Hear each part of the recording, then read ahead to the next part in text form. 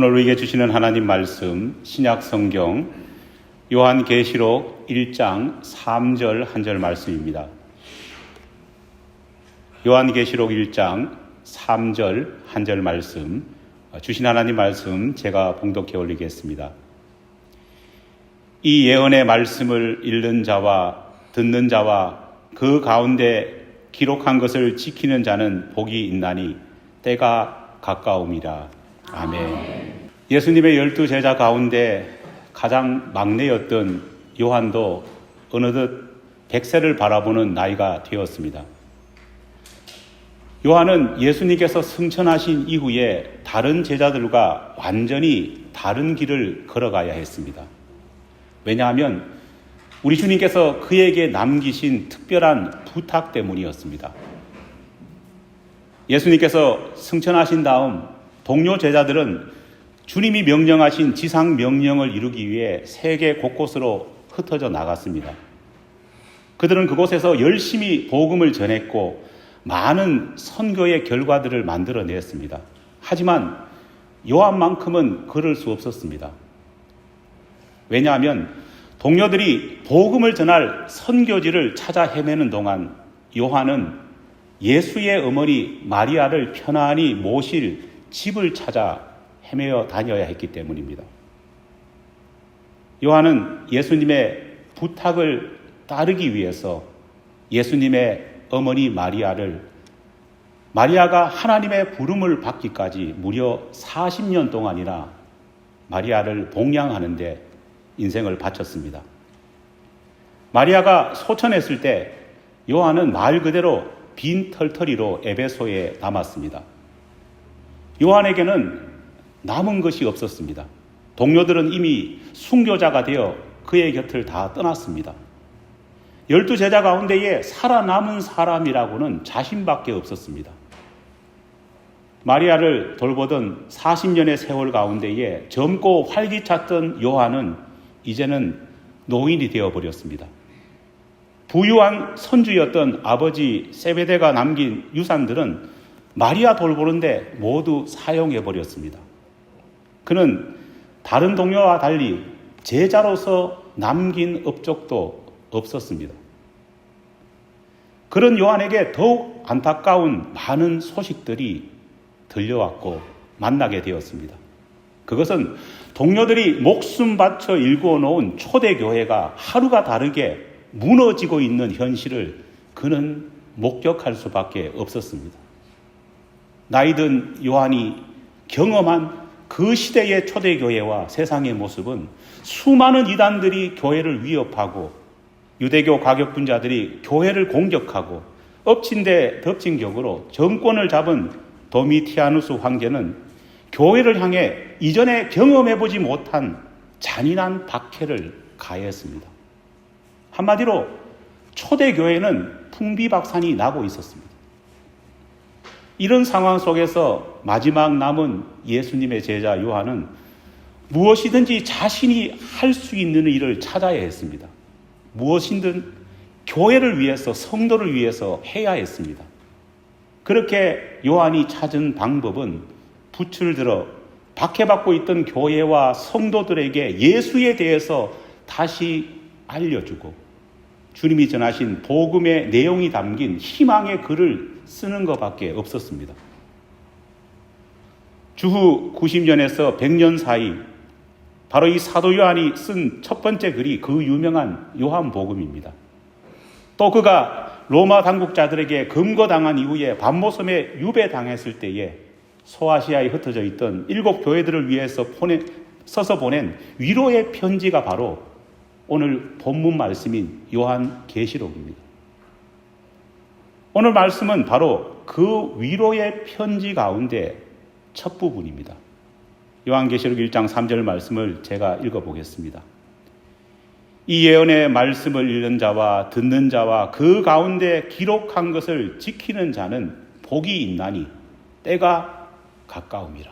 믿습니까? 정말 무척 짧은 한 구절의 말씀입니다. 하지만 이 짧은 한 구절의 말씀 속에는 구약 39권과 신약 27권의 모든 복음의 핵심적인 내용이 이 한 구절의 말씀 가운데에 담겨져 있습니다. 여러분, 그 핵심이 무엇일까요? 본문 말씀이 담고 있는 복음의 핵심이 무엇인지를 파악하기 위해서는요, 먼저 우리가 해야 할 일이 있습니다. 그것은 본문의 내용을 좀 더 명확하게 이해하기 위해서는요, 한글로 번역된 이 본문 말씀을 그 순서를 거꾸로 배열하는 것이 필요합니다. 놀랍게도 우리말 성경 말씀의 순서를 거꾸로 배열해 보면은요, 헬라어 원문 성경 말씀이 담고 있는 말씀의 참뜻을 더 쉽게 이해할 수 있기 때문입니다. 말씀을 거꾸로 한번 배열해 보았습니다. 때가 가까움이라. 이런 자가 복이 있나니 이 예언의 말씀을 읽는 자와 듣는 자와 그 가운데 기록한 것을 지키는 자니라. 먼저 본문 말씀에는 때라고 하는 번역된 말씀이 있습니다. 지난주 설교에서 제가 이 때에 대해서 이야기 드렸습니다. 헬라어로 카이로스라고 하는 단어가 사용되고 있습니다. 카이로스의 시간, 카이로스의 때는 우리가 헬라어의 또 다른 시간을 의미하는 단어인 크로노스와는 차원이 다른 시간 개념입니다.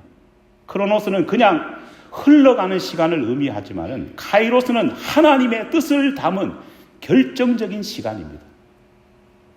하나님이 우리에게 콜링하시고 하나님께서 우리를 부르실 때에 우리가 응답하는 결정적인 시간이 바로 카이로스입니다.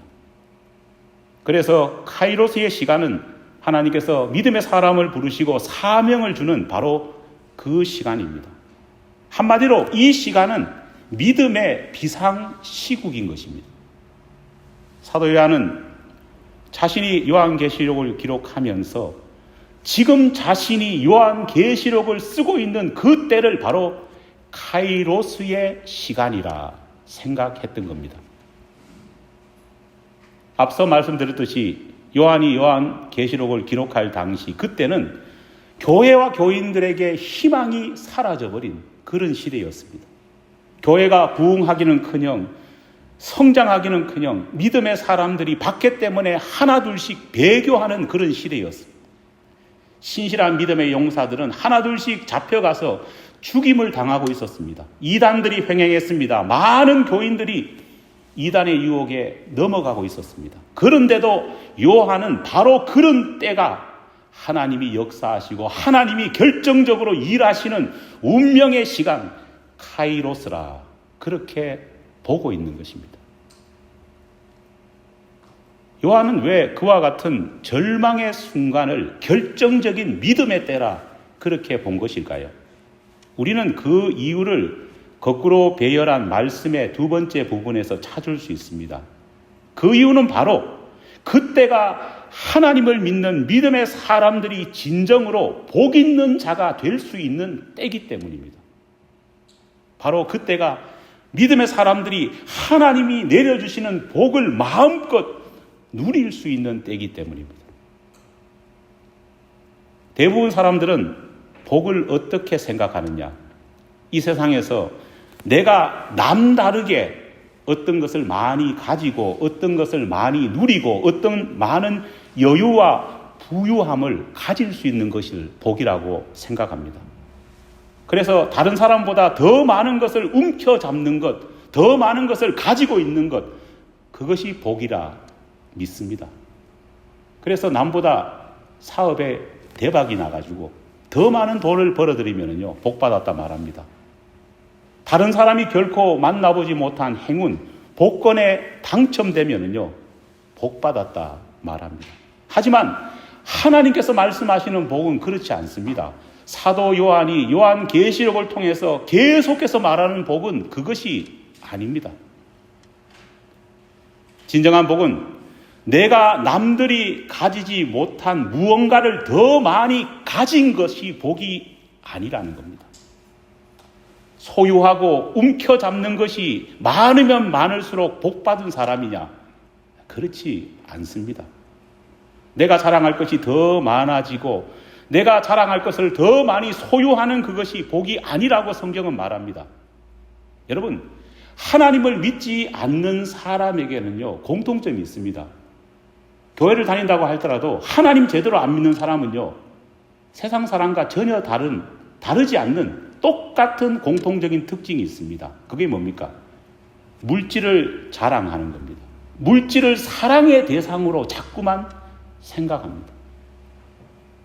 하지만 하나님께서는 믿는 자만은 물질을 자랑과 사랑의 대상으로 삼아서는 안 된다 말합니다. 참된 성도는 물질을 사랑의 대상으로 삼는 것이 아니라 사용의 대상으로 삼아야 합니다. 크리스찬들은 하나님께서 내게 주신 물질과 부를 하나님을 위해, 이웃을 위해 사용해야 합니다. 사용함을 통해 기쁨을 얻어야 합니다.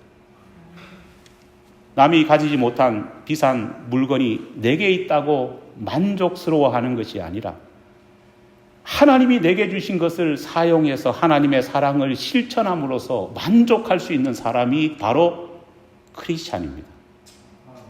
너나 할 것 없이 힘들어하고 있는 그때 바로 크리스찬들은 세상 사람과 다르기 때문에, 세상 기준과 다른 믿음을 가지고 있기 때문에 완전히 반대되는 복, 하지만 진짜 복의 의미를 깨닫는 것입니다. 오히려 힘들고 어려운 시대가 되면 될수록요, 진짜 신앙을 가진 사람은 그의 신앙을 더 선명하고 분명하게 세상에 보여줄 수 있는 것입니다. 하나님을 믿는 것 때문에 목숨이 왔다 갔다 하는 시대에 하나님의 말씀을 읽는 자, 하나님의 말씀을 듣는 자, 그리고 기록된 하나님의 말씀을 진짜 지키는 자로 사는 것이 바로 복된 삶, 복받은 삶이라 요한은 단호하게 말하고 있는 겁니다. 모든 어려움에도 불구하고 끝까지 하나님을 믿고 예수를 믿는 자로서 성경 말씀의 가르침을 보다 선명하게 세상에 보여줄 수 있는 것. 세상 사람들이 아무리 죽었다 깨도 할 수 없는 그 믿음의 고백을 할 수 있는 사람, 그 사람이 바로 복받은 사람이고 예수를 제대로 믿는 사람인 겁니다. 강에 사는 다른 물고기들이 하루로 흘러간다 할지라도 그 물길을 역행해서 목적을 가지고 생명을 잉태하기 위해 상류로 올라가는 연어처럼 우리 신앙인들은 그렇게 살아가야 합니다. 요한은 요한계시록 곳곳에 이런 세상에 역행하는 믿음의 삶의 모습이 무엇인지에 대해서 계속해서 말해주고 있습니다. 여러분, 어떤 것들이 있을까요? 한번 보시기 바랍니다. 주 안에서 죽는 자입니다. 깨어 예수님의 거룩한 옷을 지키는 자입니다. 어린 양의 혼인잔치에 초청되어 그 초대에 응하는 자입니다. 첫 부활에 참여한 자입니다. 하나님의 말씀을 지키는 자입니다. 말씀의 두루마기를 빠는 자입니다. 오늘 우리 시대는 점점 어떻게 보면 사도 요한이 요한계시록을 쓸 당시의 모습과 닮아가고 있습니다.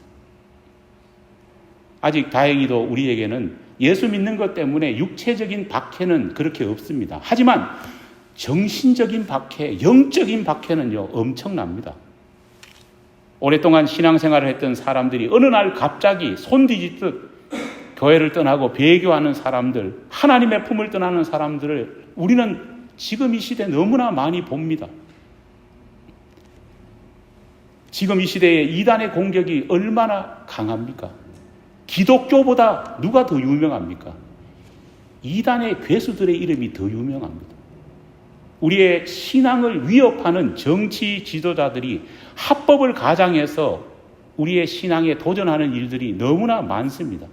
여러분, 이젠 더 이상 학위 논문을 쓸 때 남성, 여성을 지칭하는 인칭 대명사인 he나 she를 사용할 수 없습니다. 지금은 우리가 흔히 ZE, XE라고 말하는 G나 C라는 단어, 뉴트럴한 중립적인 대명사를 사용해야 됩니다. 왜 그래 됐을까요? 동성애자들 때문입니다. 뉴욕의 공공 화장실을 가보면요, 남자 여자 화장실 표시가 이제는 없습니다. 반드시 남여 동성애자들이 하나 되는 로고가 새겨진 그러한 표말들이 다 붙어 있습니다. 그렇게 하지 않으면 어떻게 되느냐? 벌금을 내야 됩니다. 공공장소에서 흡연을 하면은 처벌받습니다. 그렇죠? 하지만 이상하게도 공공장소에서 대마초를 피우면 아직까지 별다른 처벌을 받지 않습니다. 성경에서 분명히 죄라고 말하는 것들을 분명히 말하면은요, 자칫하면 정치적으로 처벌받을 수 있는 시대가 바로 오늘 우리 시대입니다. 여러분, 위기입니다. 하지만 하나님께서는 바로 그런 이 시대를 하나님의 은혜와 은총이 특별히 임하는 카이로스의 시대라 말씀하십니다. 어느 시대보다 하나님의 놀라운 복이 예비되어 있다 말합니다. 어떤 복일까요?